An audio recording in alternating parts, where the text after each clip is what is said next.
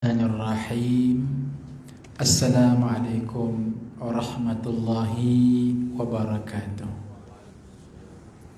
Alhamdulillahi rabbil alamin. Wassalatu wassalamu ala rasulillahil amin wa ala alihi wa sahbihi ajma'in. Rabbi syrah li sadri wa yassir li amri wahlul 'uqdatam min lisani yafqahu qawli. Para hadirin muslimin dan muslimat yang dirahmati Allah sekalian, InsyaAllah kita meneruskan kuliah di bawah tajuk Mu'jizat Asma'ul Husna yang dapat mengatasi masalah kita dan lebih penting boleh mendekatkan kita kepada Allah Subhanahu wa taala.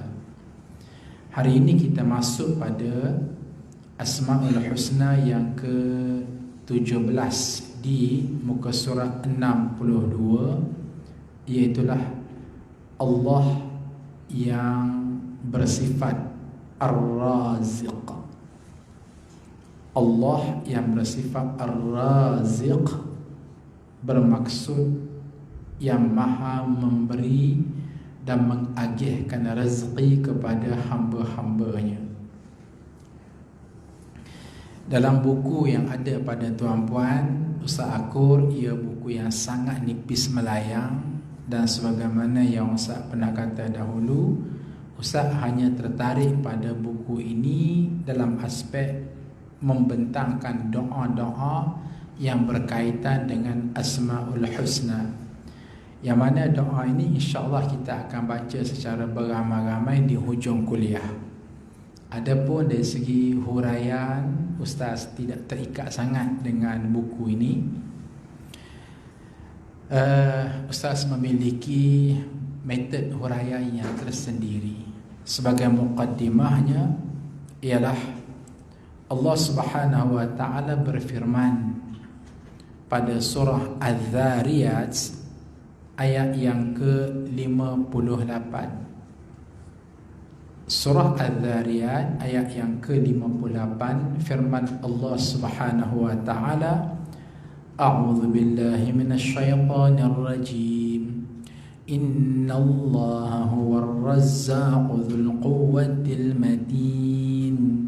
Shadaqallahul azim.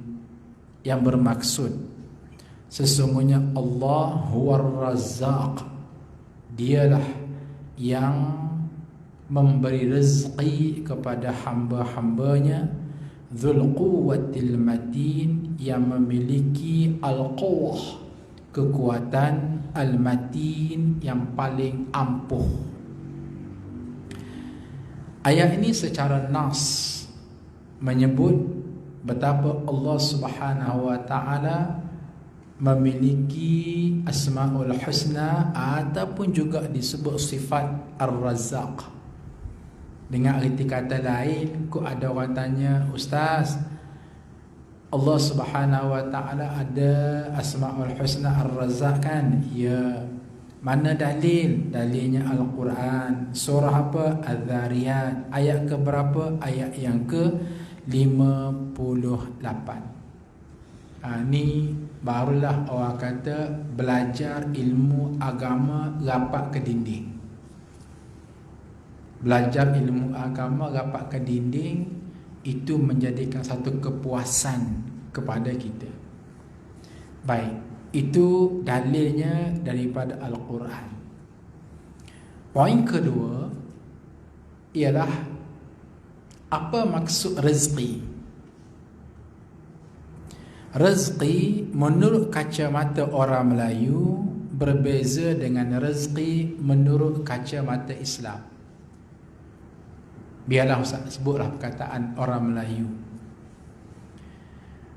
Kebanyakan definisi rezeki menurut kacamata orang Melayu ialah duit.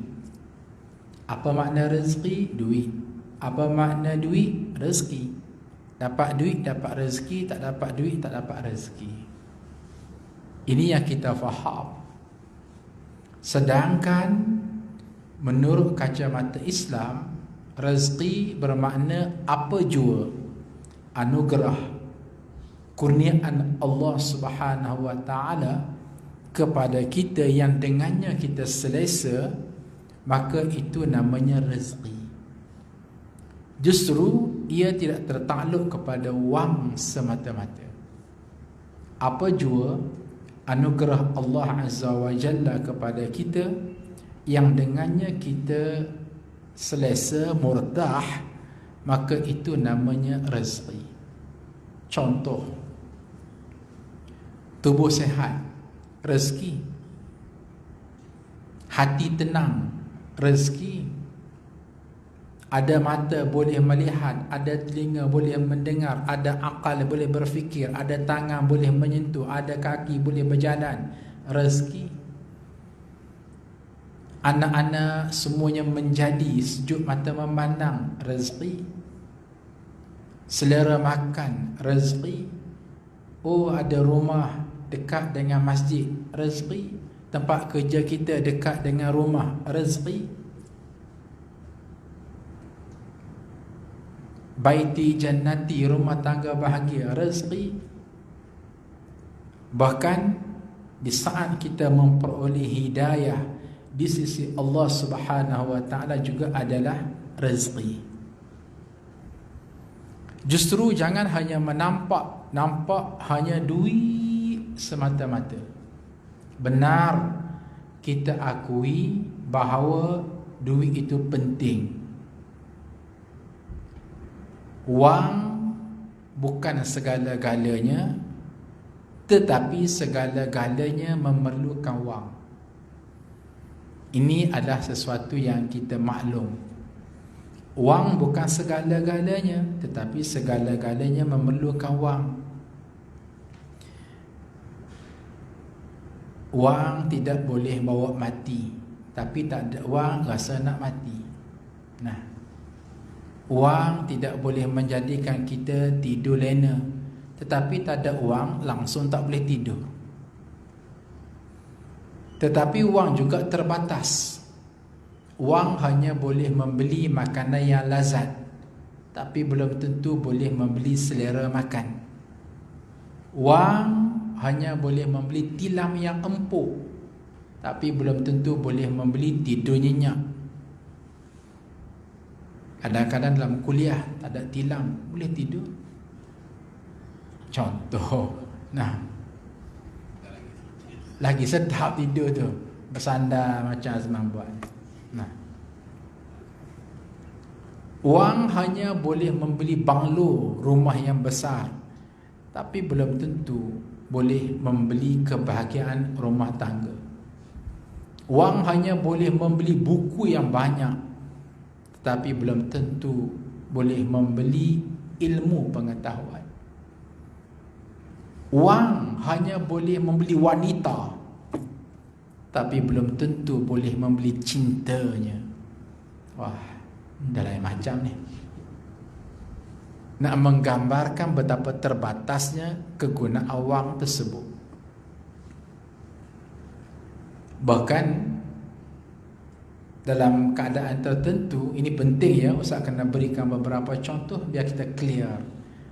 Kita pergi ke hospital, GH, General Hospital, pergi melawat kawan yang ICU, dalam keadaan bernafas pun guna oksigen. Agak-agak kalau kita berilah kepada dia pilihan, nah, nak duit RM50,000 tapi beginilah keadaan kamu, ataupun nak sehat, pasti dia kata dia memilih sehat. 50,000 tu tak payah, biarlah berpada yang ada. Maka di sini semua bukti dan dalil bahawa rezeki jangan hanya terbatas nampak duit sahaja. Sebaliknya kembali kepada apa jua anugerah Allah yang dengannya kita selesa, itu namanya rezeki. Duit banyak tapi tak selera makan, masalah tu. Ustaz, ada sejumlah pekerja daripada Bangladesh yang sedang bekerja menyiapkan tahfiz. Madiatul Huffaz fasa yang kedua. Masya Allah, seminggu sekali Ustaz akan buat kenduri. Dan bila kita tengok cara mereka makan tu memang giling kepala. Mereka akan ambil nasi, letak dalam pinggan, banyak-banyak nasi itu menggunung. Nasi itu istilahnya menggunung. Yang kalau kita makan 4 orang makan tu baru habis. Kemudian nasi, kemudian kuah sebanyak-banyaknya letak, kemudian ayam setongkol, kicap. Ya Allah, selera mak bapak, selera yang teramat sangat. Kita tengok cemburu cara mereka makan. Makan. Ya, sebab mereka kerja kuat, kerja fizikal daripada pagi sampai ke senja. Malam mereka makan puas-puas. Ini nak beritahu bagaimana mereka dianugerahkan rezeki namanya selera makan. Banding dengan si kaya, duit bersepak-sepak, duduk atas katil hospital, nak makan biasa pun tak boleh, kena injek. Wish, baik pilih yang tadi tu. Jadi tuan-tuan dan puan-puan, fahamlah kita bahawa definisi dan konotasi rezeki ialah merujuk kepada anugerah Allah Azza wa Jalla kepada kita. Itulah poin yang kedua. Poin yang ketiga menjadi akidah kepada kita orang Islam, siapakah yang memberi rezeki, yang mengatur lalu lintas rezeki, yang melebih-lebihkan rezeki kepada kita, bahkan ada masanya yang mengurang-ngurangkan rezeki kepada kita. Jawapannya ialah Allah Subhanahu wa ta'ala. Ini akidah kita sebagai seorang Muslim. Maka di sinilah kadang-kadang timbulnya perbincangan. Betul ke Ustaz Allah yang bagi rezeki? Seingat saya dapat rezeki yang namanya gaji, yang namanya duit banyak, beribu-ribu ringgit sebulan, kerana saya bekerja dengan tulang 4 kerat. Daripada pagi sampai tengah hari, sampai ke senja, sampai ke malam, kadang-kadang overnight, keesokan harinya. Bahkan saya mendapat rezeki gara-gara saya menggunakan otak yang pintar. Saya manage elok-elok, maka saya dapat rezeki. Maka di sini hadirin muslimin dan muslimat sekalian, bila sebut rezeki daripada Allah, jangan pula tuan-puan fikir Allah lah yang bawa turun duit seketul daripada langit, berdebok jatuh atas riba kita. Ayat tu tak akan berlaku tu. Kalau tuan-puan harapkan begitu, memang selama-lama tak akan kenal Allah Azza wa Jalla melalui sifatnya Ar-Razzaq. Justru apa yang berlaku ialah dalam teks dan konteks ini, rezeki itu datang secara ghairul mubashir, secara tidak langsung. Macam mana? Contoh begini. Katakanlah kita dapat RM50,000 sebulan kerana kita pintar manage business. Dalam keadaan orang lain tak nampak, kita nampak view the culture of business, dan kita sentiasa advance banding dengan orang lain. Dapatlah RM50,000 sebulan, fine. Kenapa? Genius kita menguruskan manajemen keuangan. Soalan kita tanya, iaitu yang kamu kata kamu ni cerdik, guna otak yang geliga, kamu wisdom, ada kebijaksanaan. Jom tanya, otak ni sendiri kamu buat ke, ataupun lahir-lahir terus ada otak? Terus ada otak. Kemudian kognitif otak kamu ini, cerebrum ke yang menjadi tempat rangsangan otak jadi cerdik kamu sendiri ke, ataupun Allah Subhanahu wa ta'ala yang mencerdikkan kamu? Maka nak tak nak kita kena akur, bukan daripada kita, tetapi daripada Allah Subhanahu wa ta'ala yang mencerdikkan kita. Buktinya apa dia? Buktinya orang lain pun belajar juga, masuk kelas juga, attend exam juga, buat assignment juga, buat assessment juga, tapi tak cerdik. Kamu cerdik, maknanya Allah yang mencaturkannya. Jadi kira-kiranya ialah hujung jatuh Dari segi pentadbiran di belakang takbir, tetap Allah Subhanahu wa taala yang menganugerahkan kecerdikan, otak boleh berfikir, genius, boleh manage keuangan, dapat keuntungan RM50,000 sebulan. Pi mai tang tu balik kepada Allah juga. Samalah juga keadaannya dengan okey, saya bekerja ni dengan tulang pak kerat daripada pagi sampai tengah hari, sampai senja, sampai malam, sampai larut malam, overnight keesokan harinya, maka saya dapatlah dik kerja gigih saya RM50,000 sebulan. Fine. Dengan apa? Dengan kaki ini, ya, dengan tangan ini, mata melihat dengan mata ini. Jom kita tanya balik, mata ni apakah mata kamu? Telinga ni apakah telinga kamu? Kaki tangan apakah hak kamu secara mutlak? Ataupun kamu lahir ke atas muka bumi, tahu-tahu tangan sudah ada, kaki sudah ada, mata telinga sudah ada. Nak tak nak, sehebat mana, sejenis mana, profesor cerdik kepala botak sekalipun, tetap terpaksa akur bahawa semua ini telah pun dipattern lebih awal, dianugerahkan dari awal oleh Allah Subhanahu wa taala yang memberikan anugerah tersebut. Jadi balik-balik, kalau kita kata kita dapat rezeki melalui wadah tangan yang kita bekerja dengannya, wadah kaki yang kita bekerja dengannya, tangan itu hak Allah, kaki itu hak Allah, balik-balik kepada Allah juga. Jadi kira-kiranya hadirin sekalian, ini yang dikatakan bahawa Allah jualah yang menjadi sumber perolehan rezeki kita, cuma melalui usaha kita, wa imma usaha jasa kita ataupun usaha intelektual yang ada pada kita. Ini penting supaya kita tidak bongkak, kita tidak sombong, kita tidak ego. Sebab Allah Subhanahu wa taala memberi amaran kepada kita, walau basatallahu rizqa li'ibadihi labaghaw fil ardi. Bermaksud lazimnya jika Allah Subhanahu wa taala memberikan rezeki yang lumayan kepada manusia, kebanyakan manusia baghaw fil ardi, ada potensi untuk melampau. Baghaw fil ardi, ada potensi untuk taghut. Baghaw fil ardi, ada potensi untuk melencong daripada ajaran Islam yang sebenar. Baik. Itu poin yang ketiga. Poin yang keempat, tuan-puan jangan bimbang, ada 50 poin. Tapi kita tak meraih masa yang ada, ya.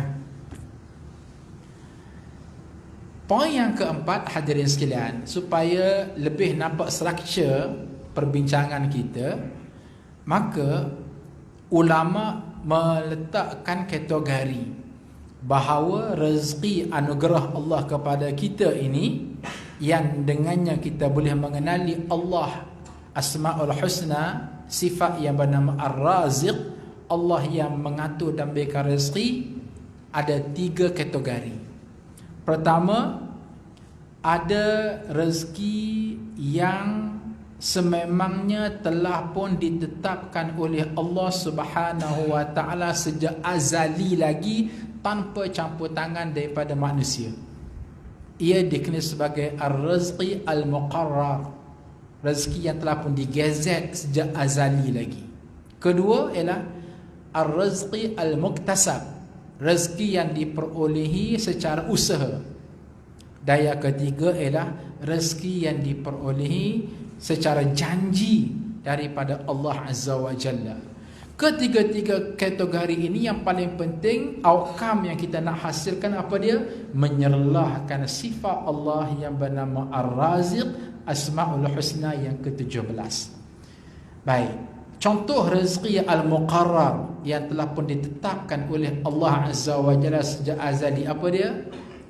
Contohnya kita semasa di alam kandungan ibu kita.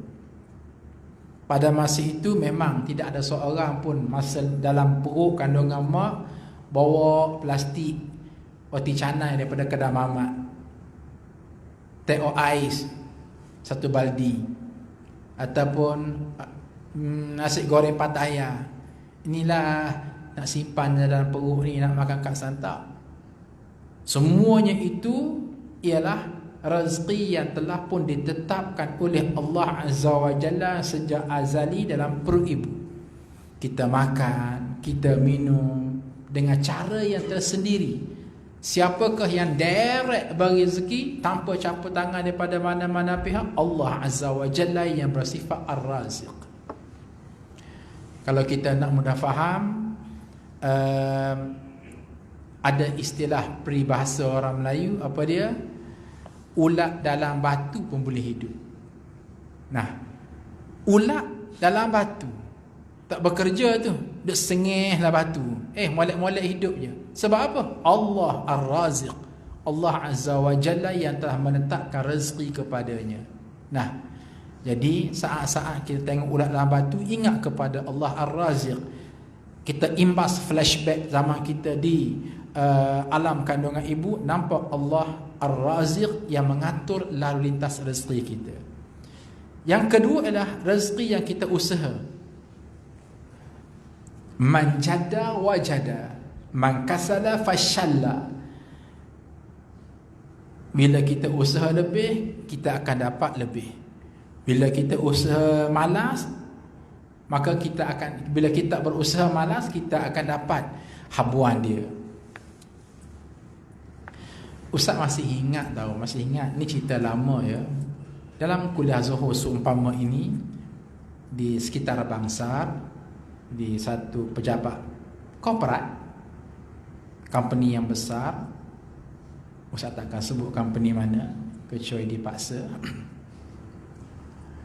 Sudah kuliah Zuhur, kemudian tanya-tanya nak balik, datang seorang sambil berjalan.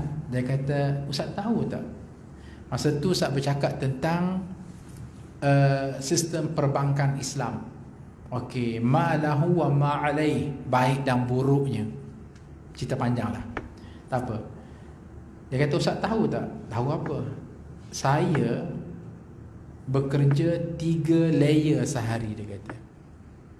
Saya bekerja 3 layer sehari demi untuk sebuah survival kehidupan di Kuala Lumpur yang everything semuanya tinggi. Cost of living is very high. Maka terpaksalah saya buat semeka rupa. Apa dia? Pukul 8 pagi sehingga 5 petang itu office hour. Punch in pukul 8, berdebak bekerja, punch out pukul 5. Orang lain tamat pukul 5 balik rumah, tapi dia tak. Dia kata, saya tamat pukul 5, saya akan pergi join dengan kawan saya menjual di pasar malam. Dia buka gerai Yong Taufu. Okey. Bekerja. Terus pukul 8 tamat. Apa yang dia buat? Dia akan bawa taksi. 2 taksi lah. Terus 8 sampai pukul 10, ada masa pukul 11, ada masa jam sampai pukul 12. Maknanya kerja rasmi, pasar malam, kemudian bawa taksi.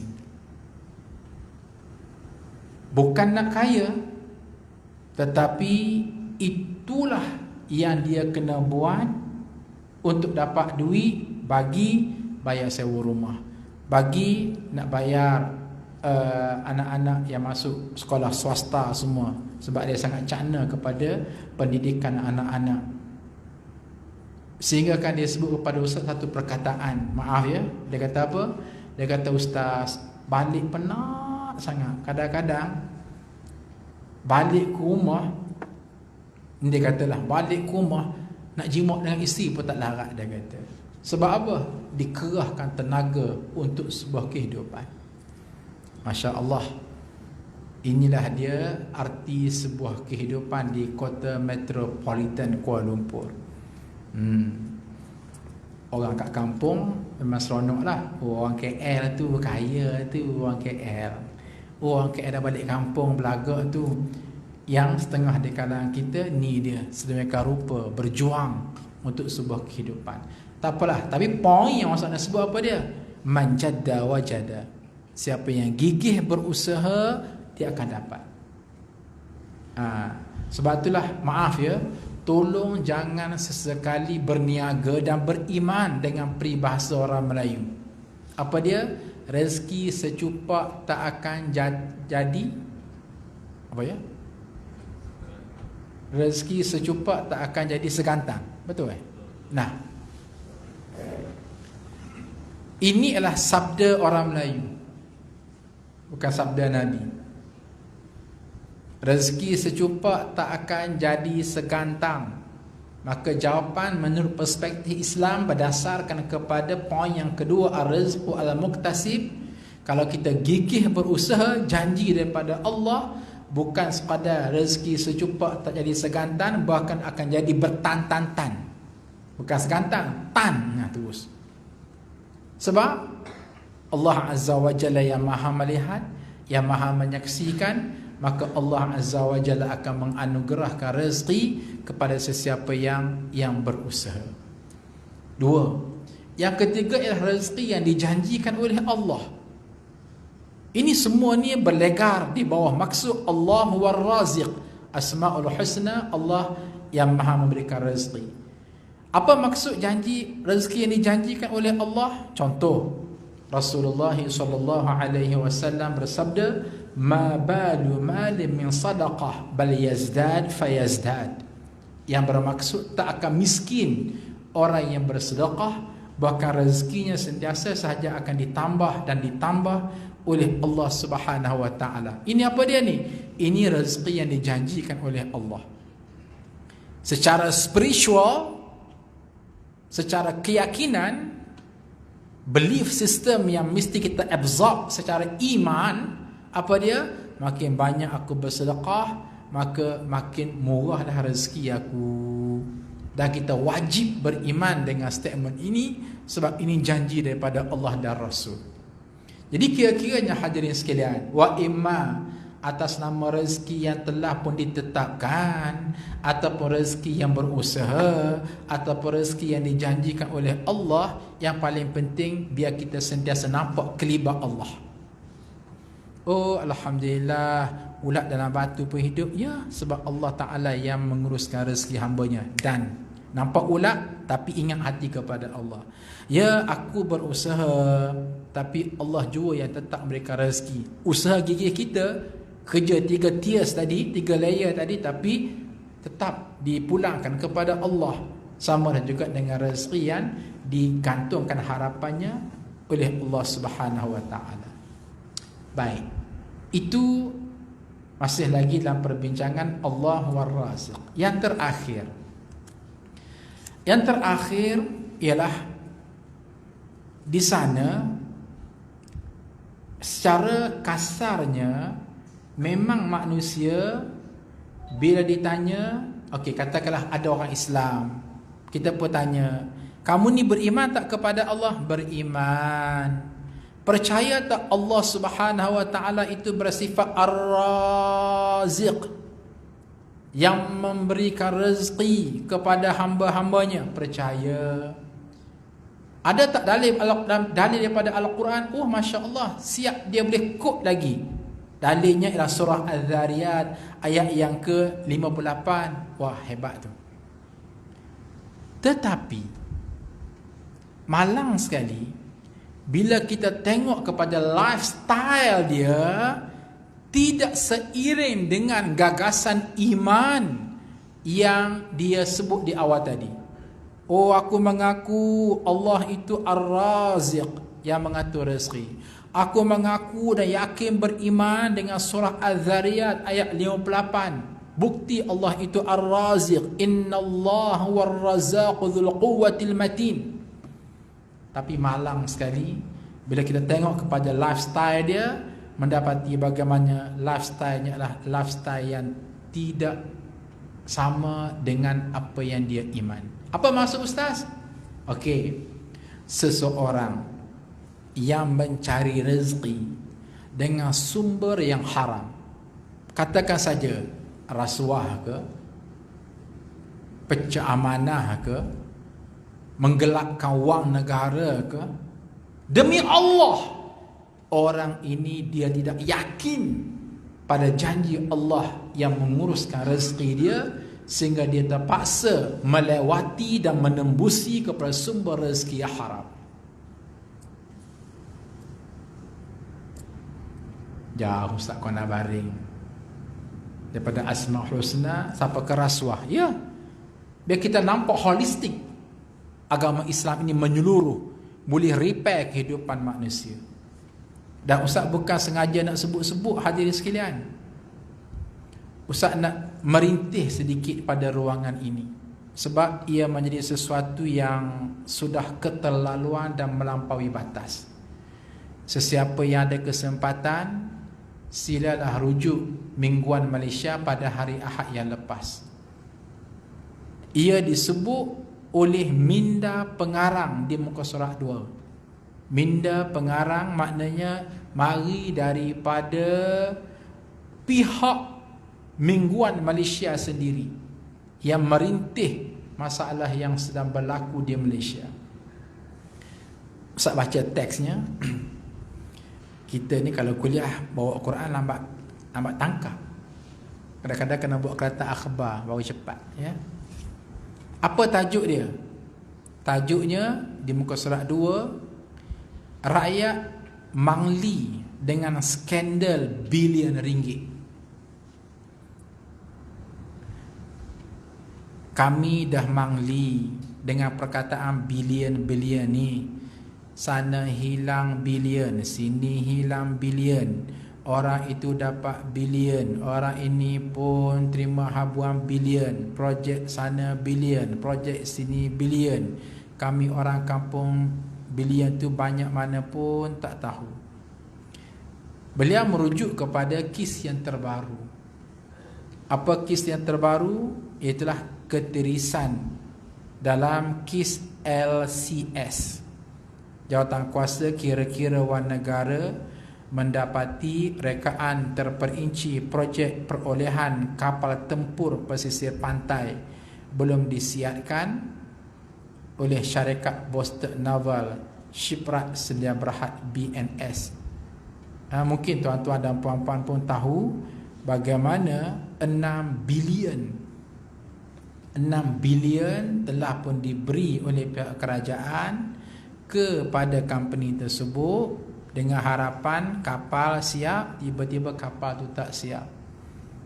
Kemudian ditambah lagi dengan 3 bilion. Lebih malang ialah bagaimana pihak Angkatan Tentera telah pun menghantar surat, hampir 10 pucuk surat kepada pucuk pimpinan negara pada masa itu, supaya memperingatkan bahawa urus niaga ini tidak menepati kaedah yang sebenar. Ini semua ni bahasa lembut ni. Bahasa kasarnya apa dia? Ada rasuah. Tentera minta spek yang lain, tetapi pihak government, pihak kerajaan, pihak pemerintah beri spek yang lain. Minta harga yang murah, dapat harga yang mahal. Tapi hujung jatuhnya tetap tak sampai. Kita ni kadang-kadang terpesona dengan bahasa-bahasa yang mudah. Okey, minyak masak di Malaysia melambung tinggi. Kenapa? Sebab berlakunya ketirisan di sempadan Thailand, dibolosi. Di Thailand dijual murah, di Malaysia jual mahal. Hadirin, ketirisan ni bahasa manajemen. Kok bahasa agama dia panggil apa? Tuan-tuan takut nak jawab Namanya rasuah lah. Namanya rasuah. Jadi ini yang akhirnya hadirin sekalian, 6 bilion ini bukan sikit tau. Ya Allah, 6 bilion. Kalau susun nak RM1,000, RM1, susun daripada Malaysia sampai ke Mekah rasa. Patah balik tak habis lagi. Banyak punya. Sebab itulah dikatakan isu ini akan menjadi versi 1MDB yang kedua. Apa yang jelas ialah Masya Allah, rakyat Malaysia tengok di sana bocor bilion ringgit, sini bocor bilion ringgit. Investor, trader daripada luar negara tengok je betapa korupnya Malaysia. Itu sebab kita tengok bagaimana secara besar-besaran international trader, foreigner trader menarik dengan skala yang besar pelaburan di bursa saham Malaysia baru-baru ini, menyebabkan koyak bursa saham Malaysia turun kepada 1,400 mata, hampir nak mencecah kepada 1,300 antara rekod yang paling buruk. Sebab apa? Orang sudah tidak percaya. Isunya sekarang ialah apa kaitan ini semua dengan Allah yang bersifat Ar-Raziq? Ustaz nak tegaskan di sini ialah si pelakunya. Tak kisahlah kamu ni politician ke, kamu ni jawatan Perdana Menteri ke, timbalan Perdana Menteri ke, whatever siapa dia sekalipun, ialah kamu jenis manusia tidak yakin kepada Allah yang bersifat Ar-Raziq, sehingga kamu terpaksa menerjah kepada rezeki yang haram untuk top up survival hidup kamu. Memang kalau kita bincang dari segi intellectual caution, boleh cakap lah ke yakin tak Allah yang memberikan rezeki, yakin. Tapi lifestyle tak menggambarkan begitu. Kamu rasuah sana, kamu rasuah sini, kamu salap sana, kamu salap sini, pecah amanah, duit rakyat bukan sikit, berbilion-bilion ringgit. Puncanya sebab tidak yakin dengan rezeki yang ditetapkan oleh Allah, sehingga terpaksa menerjah mencari rezeki yang haram, top up.